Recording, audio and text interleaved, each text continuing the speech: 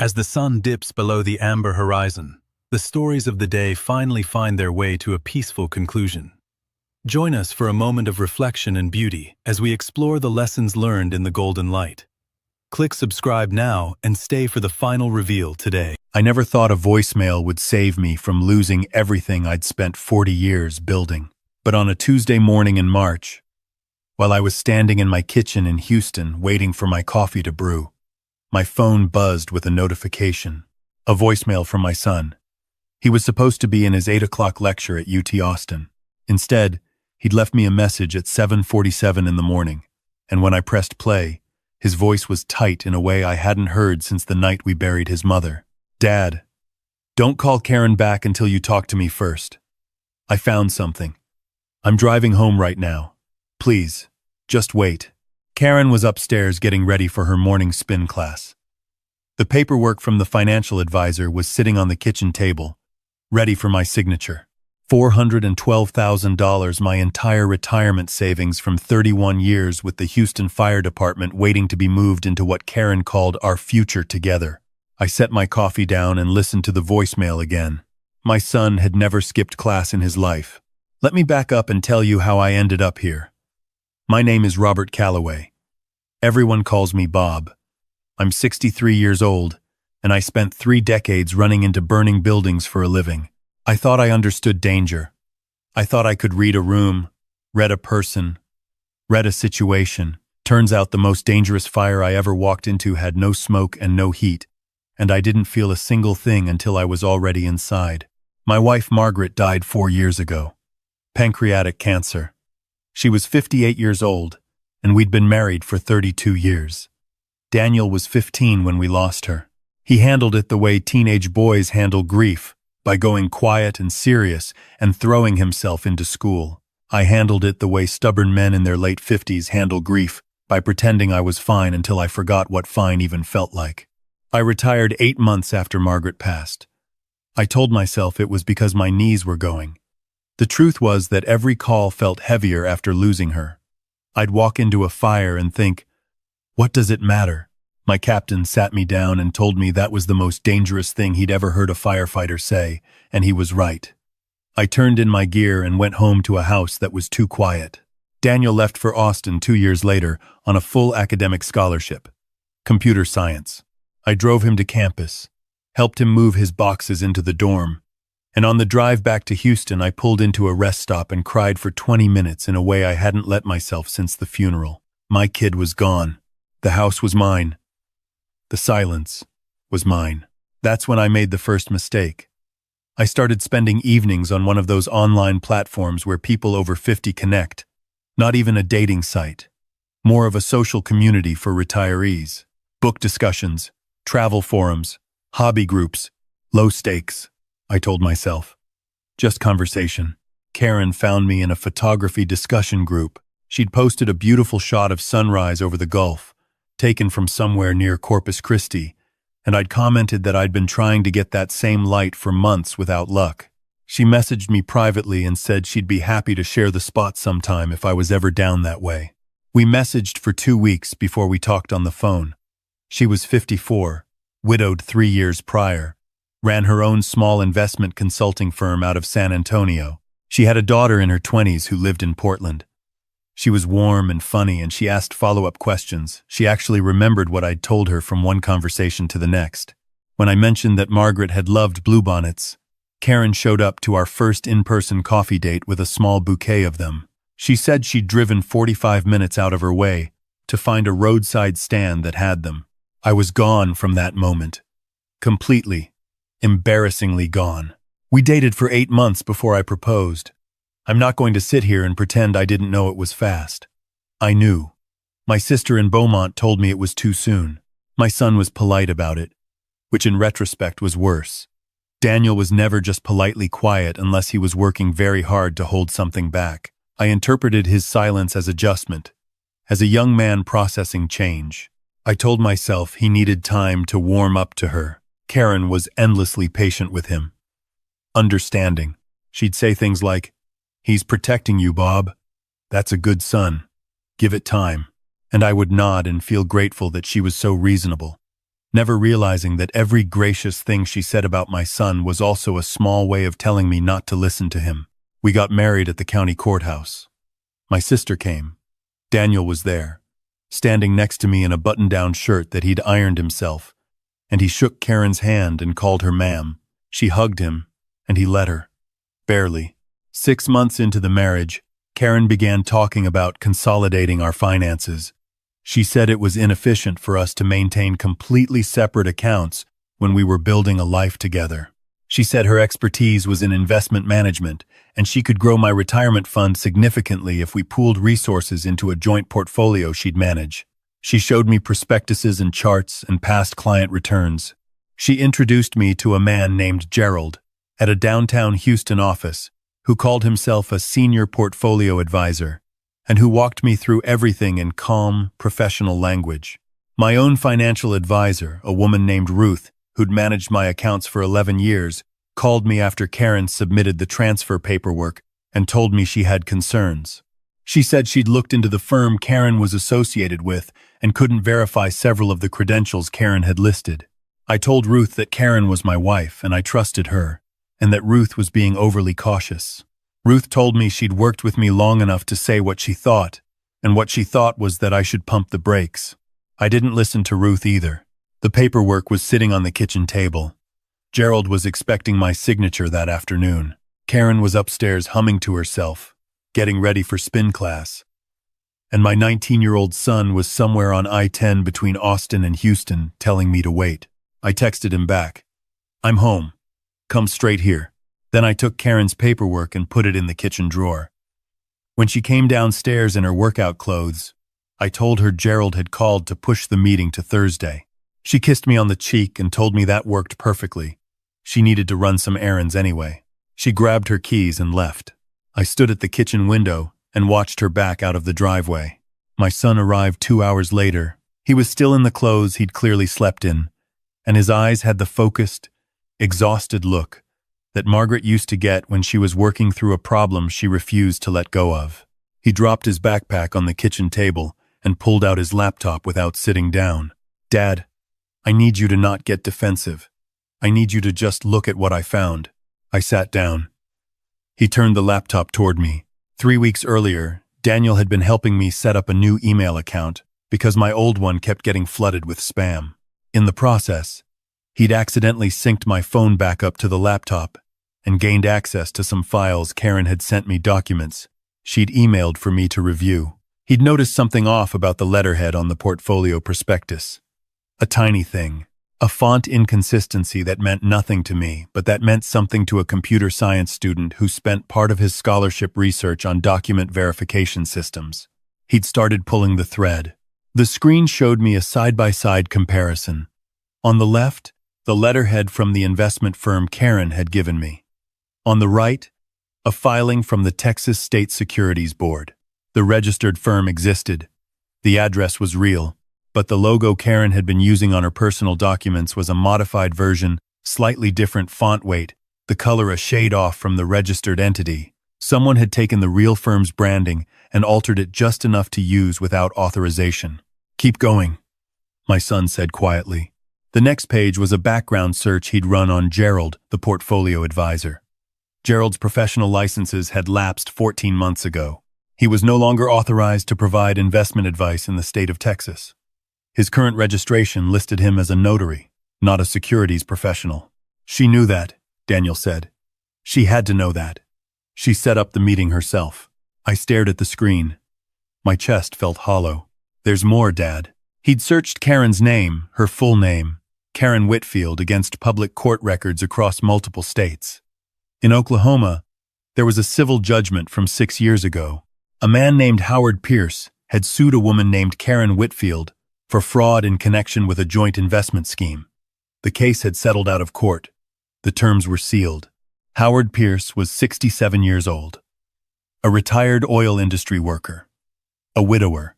In Louisiana, there was a similar case, a different name, on the plaintiff, Arthur LeBlanc, 61, retired, widowed, also settled, also sealed. I had to put my hand flat on the table to steady myself. "How long have you known this?" I asked. My son looked at me with an expression that was somehow both apologetic and heartbroken. I started noticing things about 6 weeks after the wedding. I didn't say anything because every time I've tried to bring something up, you've told me I needed to give her a chance, that I was holding on to Mom, that I wasn't being fair to her. He paused. So I decided I needed more than a feeling before I came to you. I needed it to be something you couldn't explain away. I thought about every time he'd gone quiet at the dinner table. Every time he'd excused himself a little too early after a phone call. Every time he'd looked at Karen with those careful, measuring eyes that I'd mistaken for teenage stubbornness. He'd been watching. He'd been protecting me the only way he thought I'd accept. "I'm sorry," I said. "I should have listened to you." He just nodded. He'd been raised not to say "I told you so." We sat together for a long time. Then something clicked back into place in me, not rage, not panic, but something steadier. I'd spent 31 years assessing emergencies. The first rule was always the same: contain the situation before it gets worse. "Does she know what you found?" I asked. "No. I drove straight here." "Good. She can't know." "Not yet." I thought about Ruth, my financial advisor, who'd tried to warn me. I thought about the paperwork still sitting in the kitchen drawer. I thought about Gerald and his lapsed license and the signed meeting slot on Thursday. We need help, and we need to be careful. I reached for my phone and pulled up a contact I hadn't called in almost 8 years. My son looked at the name on the screen. "Who's Deja?" When Deja Morris was 16 years old, she lived 3 blocks from Fire Station 12, where I worked the overnight shift. She'd been in and out of the juvenile system, nothing violent, mostly theft, shoplifting, 1 charge for forging school documents. Her mother worked nights and her father was out of the picture. She had a sharp, restless intelligence and absolutely nowhere to put it. One night, she showed up at our station soaking wet at 2 in the morning after a fight with the man her mother was dating. My partner wanted to call it in. I made Deja a cup of hot chocolate and sat with her in the bay until the rain stopped and we just talked. I don't remember everything we said. I remember thinking that this kid needed someone to tell her that being smart was actually an option for her, not just a trait that made her inconvenient. I talked to a social worker I knew. I helped connect Deja with a mentorship program. Margaret started tutoring her on Saturday afternoons at our kitchen table. Deja got her GED, then enrolled in community college, then transferred to a 4-year program. The last time I'd seen her, she'd just passed her paralegal certification exam and taken a job at a firm downtown. She picked up on the second ring. "Mr. Calloway, it's been a long time." "It has. I need help, Deja. Something I can't take to the police yet, and something I definitely can't handle alone." There was a beat of silence. Then, "Tell me where you are. I'll be there in an hour." She arrived in 90 minutes, which meant she'd left her office immediately and hit traffic. She came in, shook Daniel's hand, set her bag on the table and said, "Walk me through everything from the beginning." For the next 2 hours, the 3 of us spread everything across the kitchen table.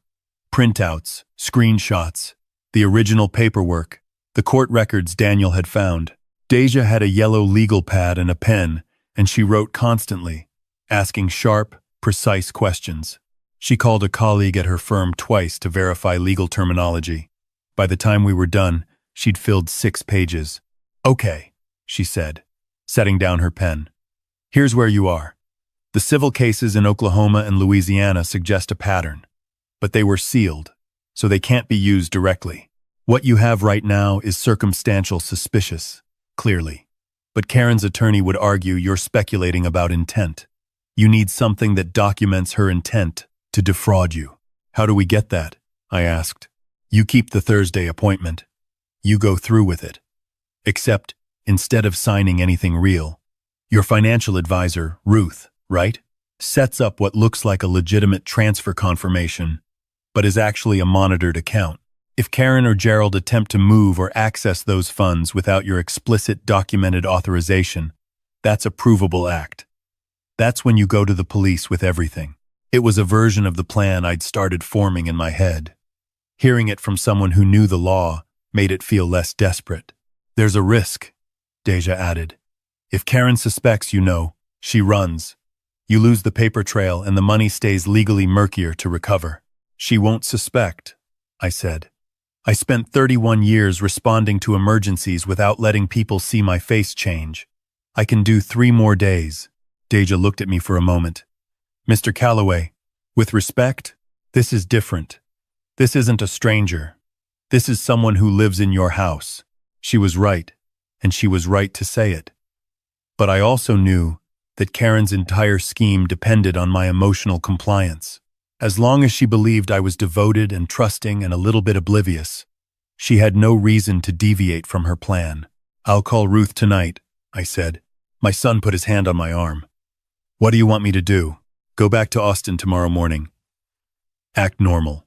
If she asks where you've been, tell her you had a personal thing to deal with. Nothing specific. I looked at him. And start being warmer to her. Smile at dinner. Ask her a question. Make her feel like things are shifting.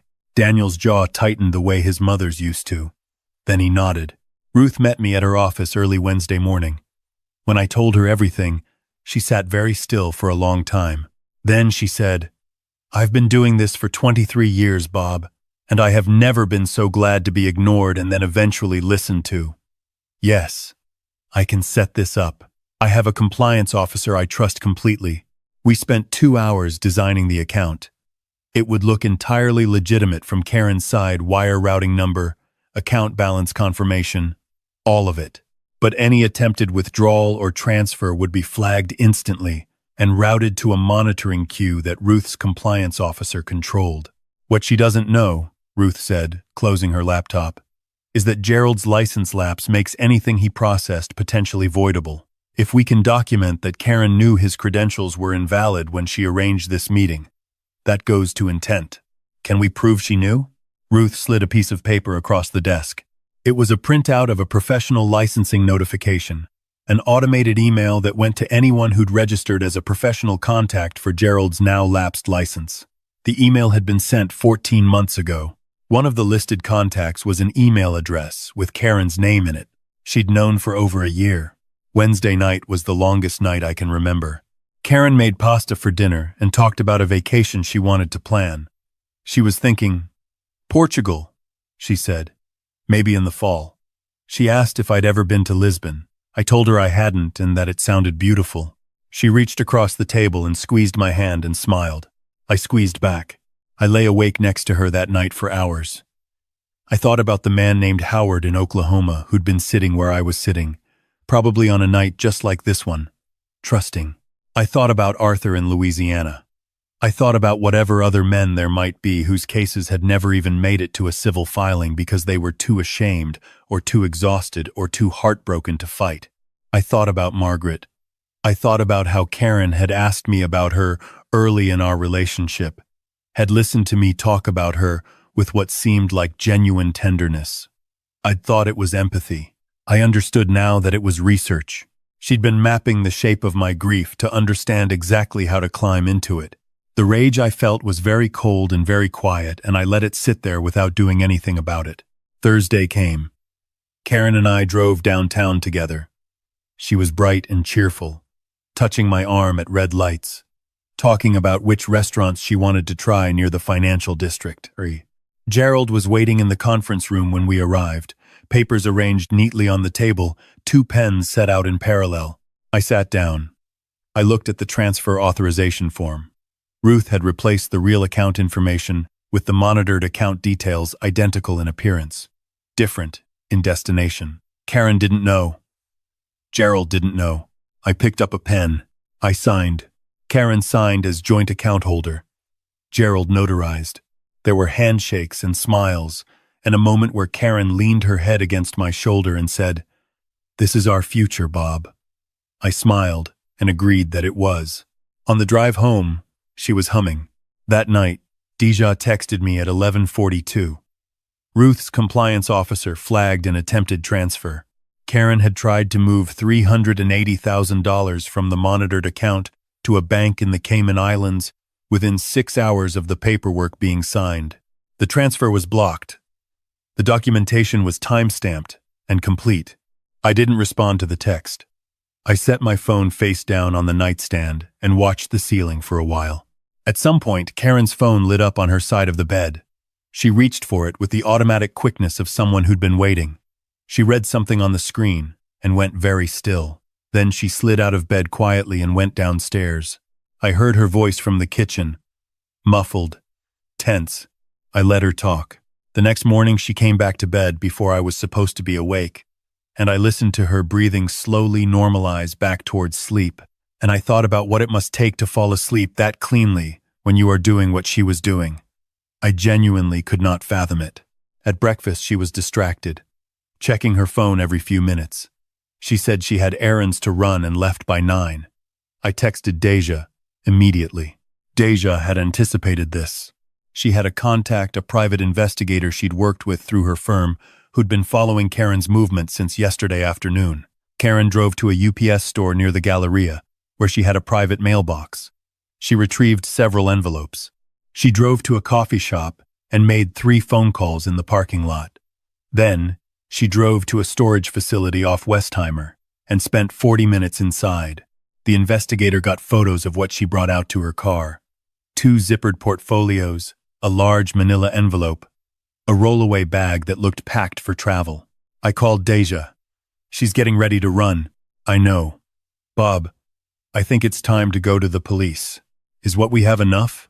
Combined with the civil case patterns, the forged licensing situation, and a time-stamped wire transfer attempt to an offshore account 6 hours after you signed? Yes. I've already talked to an attorney friend of mine who does white-collar cases. She says this is prosecutable. She wants to make a call to a detective she knows at HPD Financial Crimes. Do it. Are you sure you want to do this today? Once we make that call, make the call, Deja. What happened next moved faster than I expected. Deja's attorney contacted a woman named Patricia, calm and precise in a way that reminded me of experienced paramedics coordinated with an HPD Financial Crimes detective. Ruth's compliance officer submitted the documentation. Deja submitted the background research Daniel had compiled. Within 4 hours, there was enough for a warrant. Karen came home at 2 in the afternoon to find me sitting at the kitchen table. I'd made coffee. I'd also called my son and told him not to drive home, that I would call him when it was over, that he should stay in Austin and let me handle the end of this. Karen set her bag down and looked at me. And in that moment, I saw something shift in her face. Just slightly. A professional, reading the room. Everything okay? She asked. Sit down, Karen. I'd like to talk. She stayed where she was. Her hand was close to her bag. I told her what I knew. I told her calmly, without raising my voice. The way I used to talk to people at accident scenes when I needed them to stay functional. I told her about the monitored account. I told her about the transfer attempt. I told her about Gerald's lapsed credentials. I told her about Howard Pierce in Oklahoma and Arthur LeBlanc in Louisiana. Her expression cycled through several things, calculation, then something that tried to be offense, then a flash of what might have actually been respect. She said, "You can't prove intent. I made an honest mistake about which account. The Cayman Islands account has been traced," I said. This was partly true. Deja had told me the forensic accountant was still working on it, but Karen didn't know how far along they were. She picked up her bag. "There are officers outside," I said. She stopped. I don't know if she believed me in that exact second, but she also couldn't be certain I was wrong. That moment of uncertainty was enough. The 2 HPD officers were actually coming up the front walk at that moment. Karen heard the knock on the door before she'd decided what to do, and the decision was made for her. She was arrested on charges of fraud, attempted wire fraud, and securities violations. Gerald was picked up separately at his office. Within 2 days, the investigation had connected Karen, whose legal name turned out to be Sandra Pruitt, to a total of 9 victims across 4 states over the course of 11 years. 3 of them came forward after seeing news coverage of the arrest. 4 more were identified through financial records. The losses totaled more than $2 million. Some of the money was recoverable. Much of it was not. Gerald got a plea deal in exchange for cooperation. Sandra did not. She went to trial and was convicted on 7 counts. She was sentenced to 11 years. Ruth's monitored account meant that my retirement savings were never actually at risk. Every dollar was recovered. I sat in Ruth's office the morning after the sentencing, and she slid a coffee across her desk to me and didn't say a word, and I was grateful for that. The 8 months between Karen's arrest and the sentencing were the kind of long that doesn't move in a straight line. There were depositions and calls from attorneys and a civil suit filed on behalf of one of the other victims that named me as a potential witness. There were nights when I questioned every memory from the past year and a half, turning each one over to see if the seam showed. There was a particular kind of grief I wasn't prepared for, not for Karen herself, but for the idea of her. For the version of my future I'd started to imagine. My son drove home the weekend after the arrest. He didn't say "I told you so." He helped me pack up the things she'd left in the house, and we put them in boxes for the police evidence log.